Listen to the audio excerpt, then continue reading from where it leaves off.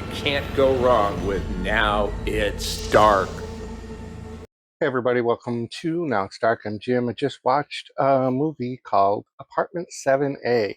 This is streaming on Paramount Plus. I thought this was going to be a direct-to-theater movie only, but I got my Paramount Plus email for movies to watch, and this was a movie that was on my radar, reluctantly though. Full disclosure, I'm a huge Rosemary's Baby fan, and the original, of course, with Mia Farrow, and absolutely adore that movie. Watch it every year, multiple times, even just to hear it in the background, and the music and the ambiance. And Apartment 7A is a prequel, which is an interesting idea that I do think uh, was good. It's a good idea. There was a sequel and there was a remake. So now Rosemary's Baby has a complete all around franchise. Um, so this is a psychological horror. It's a very, very slow movie. You have to be ready for that. You don't necessarily have to have watched Rosemary's Baby to watch this and find out who's who and what's what. You might actually enjoy the movie better if you hadn't seen Rosemary's Baby. But this takes place just, um, right before uh, that movie, Rosemary's Baby. And so we have our main character, Terry, played by Julia Garner. I think she does a really good job. This is a tough role, and we'll get into that in a minute. And then the two characters that I truly, truly enjoy in the original Rosemary's Baby were Minnie and Roman Castevet, and Diane Wiest plays Minnie. And other than being just uh, like a little bit larger framed, I think she really actually does a decent job of copying, I guess, uh, that character. She it's a tough role because you can't really make it your own. When you're doing a prequel like this, the character's already established, so you have to stay within that framework.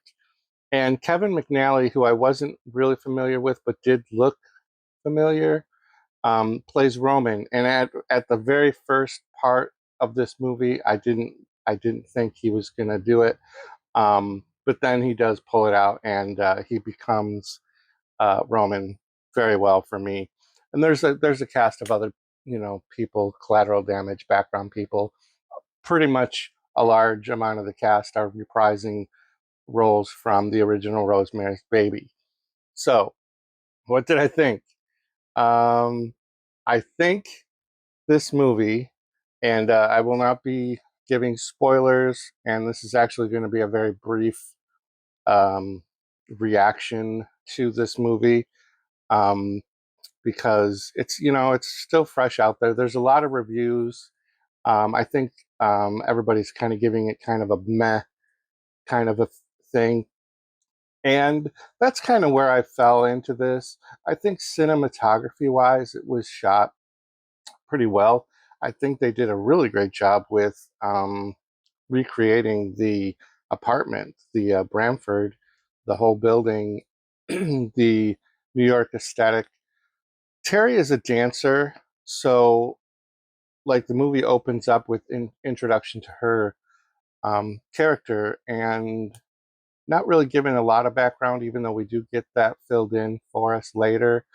Um, but it takes place showing us her passion for the dancing and musicals and being a performer on stage, and that's really the driver of her character and where she makes decisions, and it establishes how far she's willing to go to be on stage, to be a performer.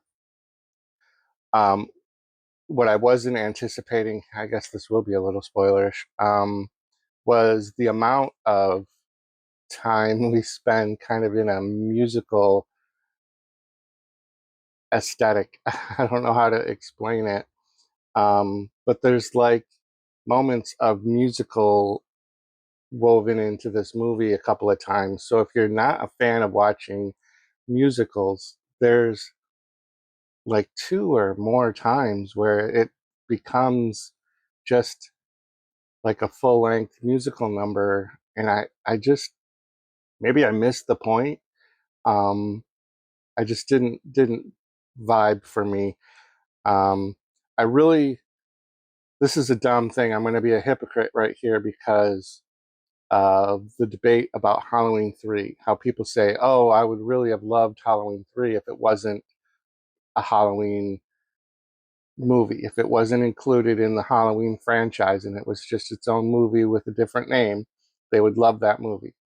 So I'm about to say that this movie would have maybe done better um, if it was called The Girl Who Fell, because that is a repetitive line and in this movie, and it would have been a fitting title for this movie, The Girl Who Fell, and just did this story, um, and maybe amped up the chiller aspect of it. So I think the movie, it's so long after the original to do a prequel. It's really difficult because I don't know that it's going to have the captivating aspects of movie goers and the market for people that love the original, like myself, will see it maybe out of curiosity or just put it off. Like the remake and the sequel, um, I think those just people don't want certain movies to have adjacent films to them, and Rosemary's Baby is one of them. And while this isn't like a horrible movie, I was able to get through it all the way to the end credits. And coincidentally, Paramount Plus will, at least it did for me, when the movie ends and it just kind of auto forwards to the next film. I always am interested when I'm on streaming services to see what movie gets the most recommendation, like auto plays. And Rosemary's Baby started playing, and immediately the opening sequence of Rosemary's Baby with the grainy, overshot, panoramic view of New York City and the la la la la la, theme song kicks in. I was like, oh, it's a totally different vibe. It's so hard to recreate something like that. It's iconic. It's once in a lifetime kind of a thing. Um, Performances, everybody does great jobs with the performances. Julia Garner, she's fine. And then just the main protagonists, Minnie and Roman, uh, Diane Wiest and Kevin McNally, I think they do fine, and their characters do translate from the original. But otherwise, it's just like an unnecessary movie. There's no insight into this at all. There's no extra information given that would help us better understand the movie Rosemary's Baby.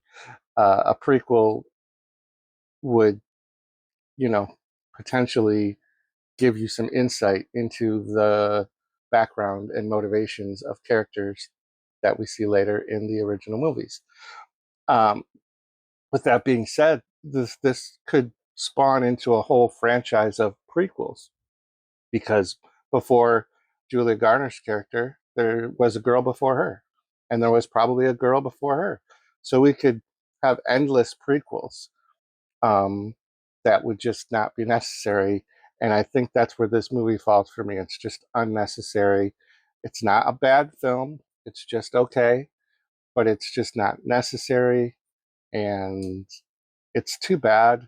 I again was really shocked to see this was went right to Paramount Plus.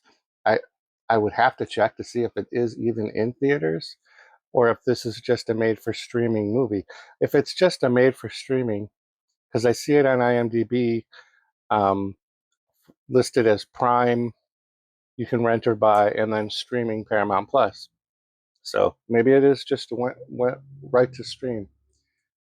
If you've seen this movie or you have thoughts about it, let me know in the comments down below.